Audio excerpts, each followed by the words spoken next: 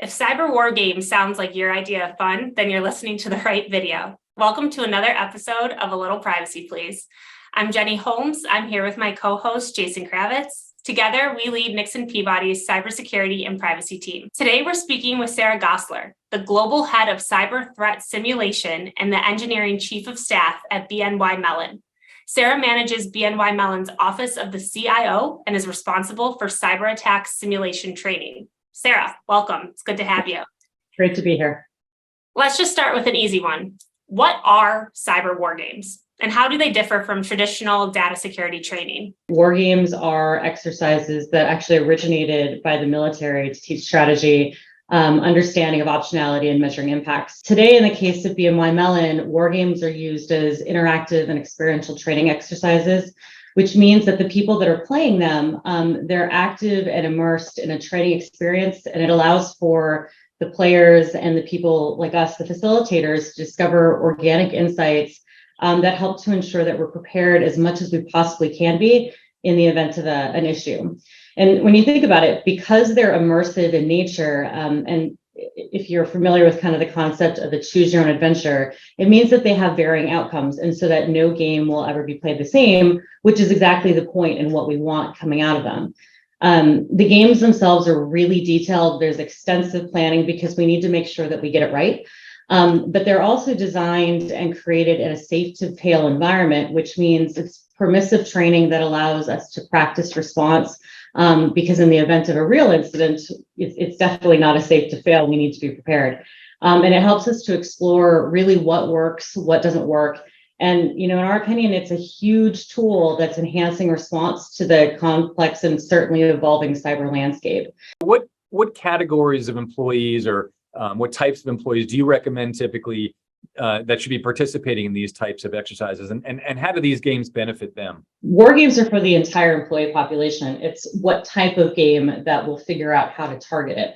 So as an example, a more traditional war game in the sense of what I think other people would think of as a tabletop exercise, you'd bring together executive committee level, board of director level folks, typically around 20 to 25 people in a room, and do a traditional exercise. But then you have things like what we call our cyber decisions and actions game, which could be anywhere from 10 people to whatever the Teams limitation is. I think it's 900 people, the Microsoft Teams limitation. And those are covering the entire population.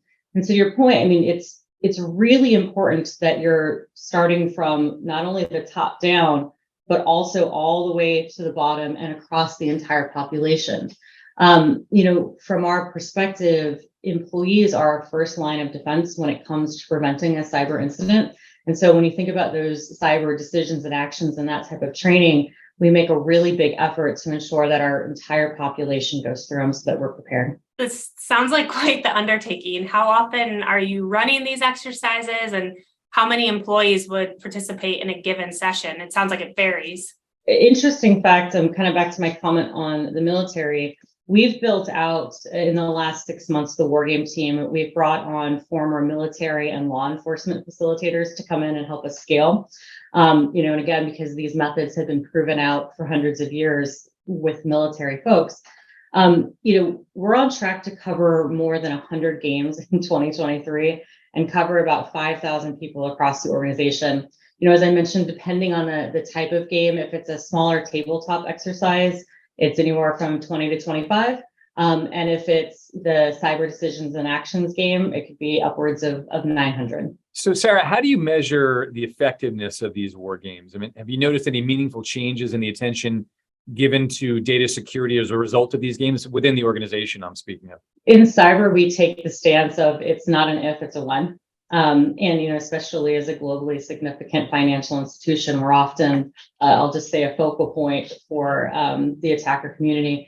While I'm not at liberty to talk about specific incidents, what I can say is these exercises, in our opinion, have resulted in great feedback and also a range of enhancements to our control environment in the cybersecurity area. One of the things that we have is a well-developed lessons identified process, which ensures that we're able to close the training loop and that an incident response enhancements are identified and then actioned in demonstrable ways. So I'm sure a lot of our listeners would love to initiate some sort of program like this in their own organization, but are probably, if they're anything like me, feeling incredibly overwhelmed at the thought of it. What are some initial steps that somebody could take? Anyone in any company or organization that wants to start this up, it's taking a tabletop exercise, being very clear on the objectives that you want out of it. Like, are you going to practice incident response? Do you want to practice on a communications plan? And then they write the scenario based around the objectives. Where I think a lot of pitfalls for folks that are doing war games that may not be experienced in them is that they focus too much on the scenario itself and lose sight of what the training objectives are. So it's really important to start there. I think that's going to do it for us for this episode of A Little Privacy, Please. Sarah, thank you so much for joining us and making us smarter. And thanks to everyone out there for joining us as well. We'll see you next time. How about the funniest thing that's ever happened during one of your cyber war games? We'll blindfold you and put headphones on you. So seeing executives react to that is pretty entertaining.